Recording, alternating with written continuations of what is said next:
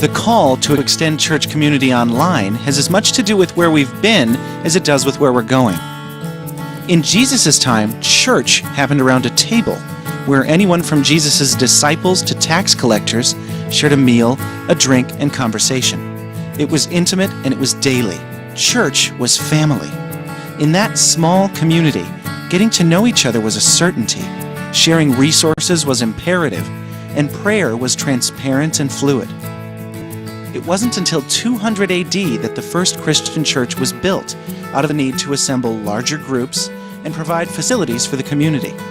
As communities grew, homes became bigger, roads and advanced transportation allowed us to live further apart, the printing press elevated individualism, and broadcasting emphasized entertainment above relationships. Often, it's within those realities that our families, our neighborhoods, and even our churches can feel disconnected, non-relational, and anonymous. All churches want to connect people in authentic, transformational relationships, but it's not easy for people to fight their anonymity, break the ice, and discover who's there and what's going on. They may not notice the 6-month-old pamphlets in the foyer, or have time to talk to the info guy in back. Meanwhile, a static church website shows information about the church, but doesn't display the heartbeat of church community. All the different people and activities, and the stories that are unfolding in a church body every day. It's a long way to go from breaking ice to breaking bread. But we think we can help. Imagine the church feeling intimate. All those unknown faces in the hallway becoming recognizable. And knowing not just each other's faces and names, but each other's stories. Praying for each other more frequently, discussing God's Word more openly, and sharing our resources more freely like the early church. What if church felt more like home? What would it look like for us to live church together? Okay, so technology is just a tool. It's not good or evil. In itself, it'll never deliver this dream. You can't install community. But we know one thing for certain. Research shows the more online interaction you have with the people you care about, the more you get together in person. That's what this is all about. The software getting out of the way and just making it easier for people to find, connect, and engage with one another. It's not about virtual church. It's about extending your real church into the places you already are. We are the Table Project, a nonprofit ministry building the table. The Table is a custom social platform aiming to encourage community within your local church, empower leaders, and move people beyond the pews and into authentic, life-changing relationships. The Table lets your church create its own private, intimate social network. It brings the people at your church together to pray, share their stories, and serve each other. And you can add other content from the web, including global social networks like Facebook and Twitter. But the key is, everything within the Table is built uniquely for a local, physical community.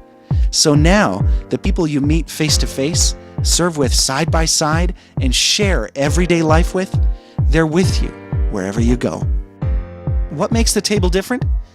Well, it's about group interaction, not self-expression, sharing, not broadcasting, openness, not limitations, being personal, not anonymous, intimate, not public, physical, not virtual, local, not global, and it's a gift, not a product. Join us. Find, engage, serve, pray. Live church together. The Table Project.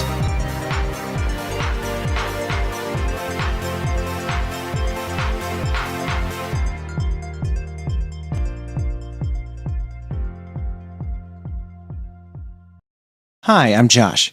If you're wondering what the Table is and what it does, you're in the right place. Let's take a tour. I'll show you. Let's say my church is called West Fellowship and we're using the Table. Here we are on the main page. You'll notice on the left we have 3 big tabs: My Page, Groups, and Church. Then there's one more tab hanging down on the right called Menu. Those 4 tabs are pretty much all you really need to know to make your way around the table, so I'll tell you about each of them, all right? Now, the Church tab. The Church tab is what everyone sees right away when they log into the table. Anything you see here can be seen by everyone in the church. Down on the left, you'll see the applications list. Each item on the left is a different application or app you can use, and many of them help you to interact with other people in your church. These are just some examples of the applications you could have installed here. We have a large, constantly expanding directory full of different applications that can be installed by your church's administrators, but these are probably the most popular ones. First up, the prayer wall. This is a place for you to see prayer requests and praises posted by others in your church and pray for them. You can post your own, too. It's amazing, and I say that from very real personal experience. Try it. I'll point out 2 other things here because they're true of several other apps, too. First, some applications have this Show Me button. If you click that, you'll see a little video tutorial that goes into deeper detail about how to use that app. Secondly, flagging. You'll see the ability to flag content all around the table. If anyone posts content that isn't appropriate, you can click the flag and make it disappear immediately. An administrator at your church will review it and make decisions about what to do at that point. The calendar has your church's events laid out in either the upcoming view for events that are about to happen or the familiar monthly view. Use this to get a sense of what's happening at your church, RSVP to things you'll attend, and see who else is coming. The discussion board is a place you can use to go in-depth on lots of different topics. For instance, your pastor could post questions and ask for responses from the congregation, allowing people to contribute their own ideas and get to know each other through that conversation. The Photos app is a collection of photos and photo albums posted by the members of your church. The photos could be anything from your last youth group outing to a recent baptism service to photos of things happening around the halls of your church. Video Player lets you easily bring collections of videos from YouTube into your table, and it makes it really easy to browse through them and play them. The table also allows you to bring in just about any audio or video podcast, news feed, or blog feed via RSS. You can even play the audio and video in most podcasts directly within the table. That flexibility means you can add custom content to your table without needing to know how to write your own apps. However, if you're a developer, you can write your own apps on top of the table via something called a REST API. Ask your resident geek, they'll explain it. The table isn't just a social web application, it's a platform too. That means it's built from the ground up to expand and change with your needs and with your community. So, that's the Church tab and some of our popular apps. Now, let's talk about the Groups tab. Most of the things you'll see here look like the Church tab, but there are a few simple differences. First, the Church tab is for things the whole church can see. The Groups tab is much more private. Only people within the group I'm looking at can see the applications and content that are in that group. So even if this group is using the prayer wall, just like the one on the Church tab, the prayers on this prayer wall will be totally different. They're only posted by and only seen by the people in this group. When I'm in the Groups tab, I can see all the groups I'm in just below the tab and click on a group's name to go to that group. When I'm in a group, I can see my current group's name here on the left, and I can click on these little icons to send a brief message called a quick note to the whole group, see who's in the group, or quit the group. Below that, all the applications my group is using are listed out. These applications are brought in by this group's administrators. The third tab of our 4 important tabs is the My Page tab. My Page is a place where I can install whatever applications I like, and they're just seen by me. Not by everyone in my church, not by people in my groups, just me. It's My Page on the table. I can bring in whatever news and other apps I like here. Now, the final tab we should cover, the Menu tab. When you click on it, you'll see our drop-down menu.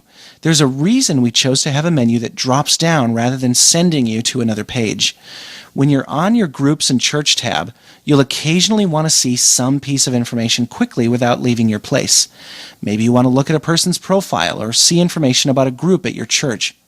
The drop-down menu lets you bring that information down, glance at it, and send it away by clicking the tab again. You never leave your place, and you don't have to load the whole page again. It's simple and it's immediate. You'll love it. Inside the drop-down menu, there are 5 tabs you should know about, listed across the top: Profile, Messages, People, Groups, and Add Apps. The Profile tab, as you'd guess, shows your own profile. Here's me. I'm clearly excited to be here. You can click Edit Profile below your profile photo and add and edit information and change your privacy settings, and you can click Change Pic to upload a new profile photo. The more information you put in here, the more you'll get out of the table, so fill it to the gills. Remember, people have to have an account on your church's table to see this information. It's not open to the whole internet to see. By default, your home address and phone numbers are hidden from the rest of the church, and people you designate as friends can see your phone numbers. But you can customize all of that. The Messages tab is where you can send brief, person-seeking messages to others on your table called Quick Notes. They're delivered according to the recipient's preferences, so they're seen and read sooner, and they're more convenient for everyone. You can also see notifications about what's going on in your church and your groups. They're like little FYI notes from the system. And you can see things like friend requests and invitations to join various groups on the table. The People tab is awesome. It's a living church directory. See everyone in your church in a grid view, or click the map icon to see approximately where everyone lives. We blur these locations a little bit in order to protect everyone's privacy, but you can see a person's general neighborhood. You might be surprised to discover people that attend your church that live just down the street from you. Be sure to drop them a quick note. Quick notes are great for breaking the ice. You can also search the People directory by names, tags, age ranges, and gender. That's one of the many reasons it's important to fill out your profile. No information means a lot less contact and a lot less community. The Groups tab is a group directory that shows the groups on your church's table. Many of these groups have physical counterparts in the real world, but some don't. Some are church official and some aren't. You can search them by name and tags, age range, and gender target. And like People, you can see where they all meet on a map. The Add Apps tab is the last one. This is our app directory. We have pages upon pages of applications to choose from, broken out by category, and you can search for apps by name and keywords too. Installing an app is as simple as clicking on the green plus sign. Since I'm on my page right now, it'll install there right at the top. If I was an administrator of a group or my church, I would install apps there in pretty much the same way. If I want to move an app I've installed, I just click and drag it and drop it where I want it to go. Easy. So that's an overview of the table. The best way to learn more about the table and remember the things you've just seen is to jump in and play around. Have fun.